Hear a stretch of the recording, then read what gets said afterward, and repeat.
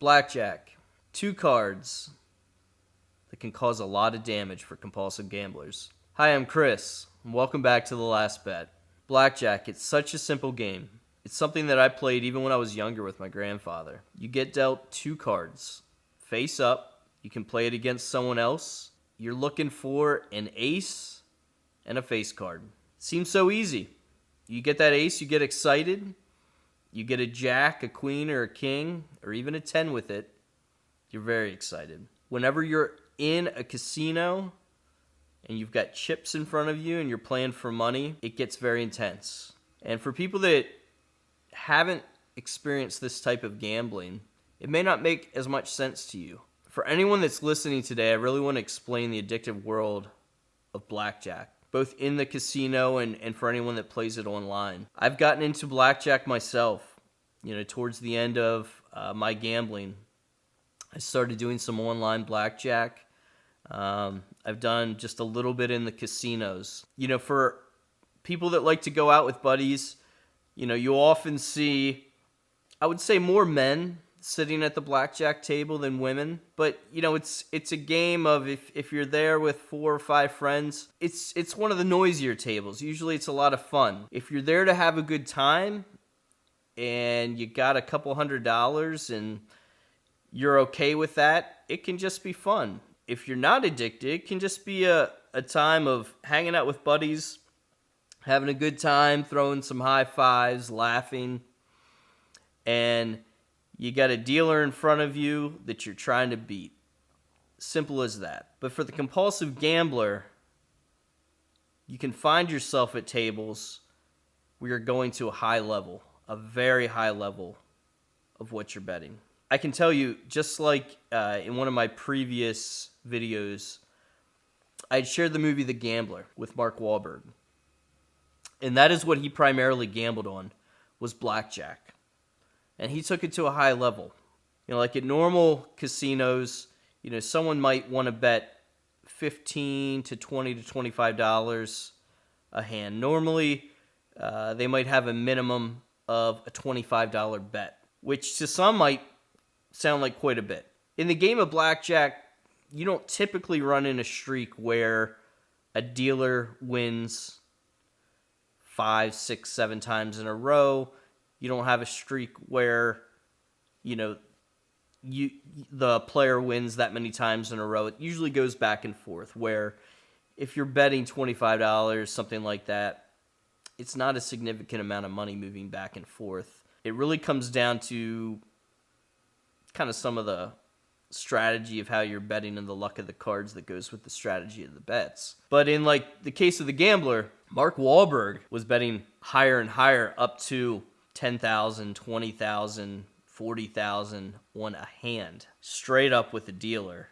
And it just, again, came down to 2 cards. So the basic premise, just for everyone, that if you've not played blackjack, yes, you're trying to go for 21 and you're trying to beat the dealer. And then there's certain rules that are in place. The dealer stays on 17. The dealer has 17, 18, 19, or 20. The dealer will stay. If the dealer has 16 or lower, they will hit. 21 is the highest. If the dealer hits 22, the dealer busts. 22 or higher is a bust, which means the player wins. Same thing on the player side. If the player has 22 or higher, they bust and they will lose, and the dealer wins. So when you get dealt your cards, the player's cards are both face up.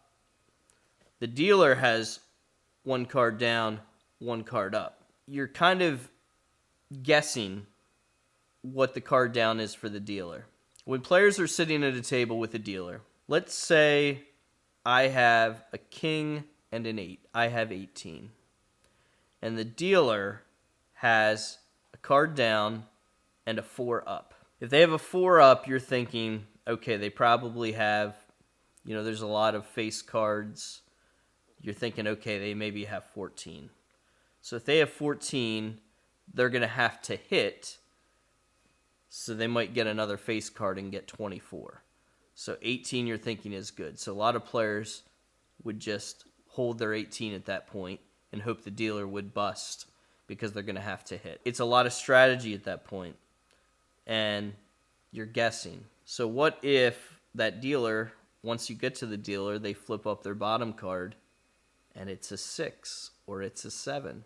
Now they have 10 or they have 11 and they flip up their next card and it's a 10, and then you lose. It is all a game of chance. It's all a game of luck. You're playing on percentages based on the number, the number of face cards and things like that are in a deck. If you are going in trying to win money versus having a good time, as a compulsive gambler, it gets very intense. You can let emotions take over, and you can start making larger and larger bets. You're trying to maybe go in with certain strategies, but then you can get some bad beats like that, and it can set the strategy totally off of what you're trying to do. Let's say the dealer has a 6 up, and you've got 20. Maybe you've got a king and a queen. You're like, I'm sitting pretty. I got 20.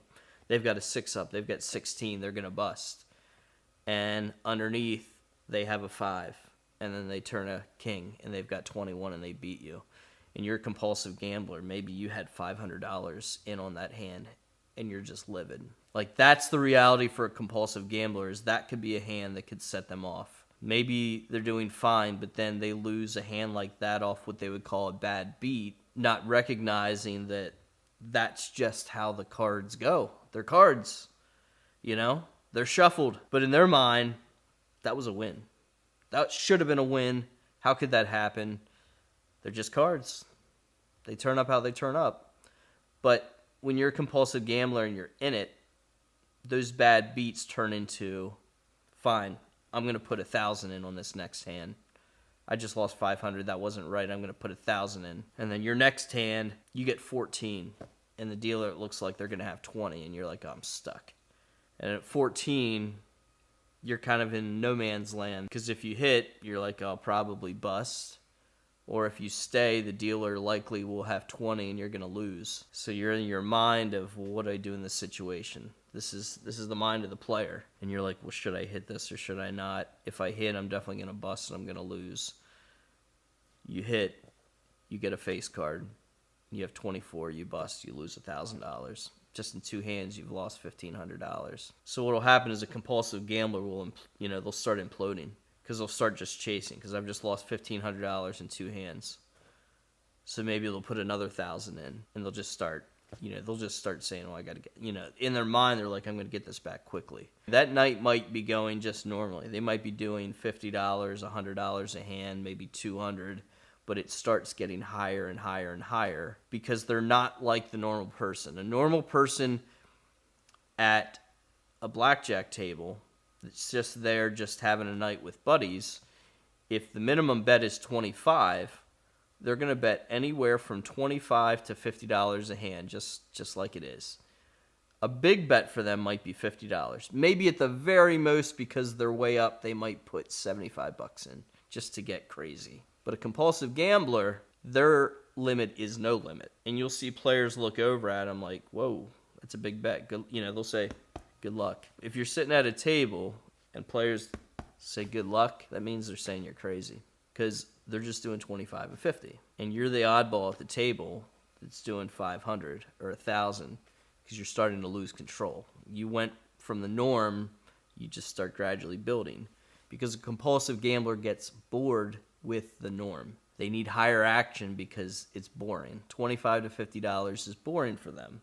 They have to go higher. If you're a compulsive gambler that bets on blackjack and you've been doing it for a while, you might be down $100,000 or more. $25 is not getting you anywhere. You got to go higher. And then you start losing, so you start imploding. And before long, you're down $5,000 and you're walking away and you're livid. Same thing with online. You'll start with, certain amounts. You'll bounce higher.